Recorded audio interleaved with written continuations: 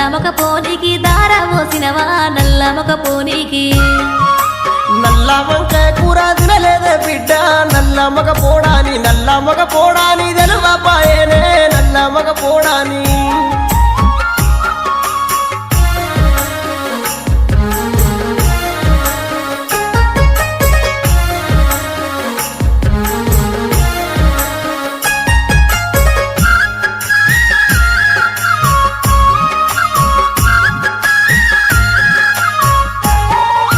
పచ్చి చేపల కూర తిన్నావా తండ్రి పడువడ్డ కొంపలకు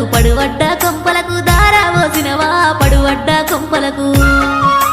పచ్చి చేపల కూర తినలేదే బిడ్డ పడువడ్డ కొంపాని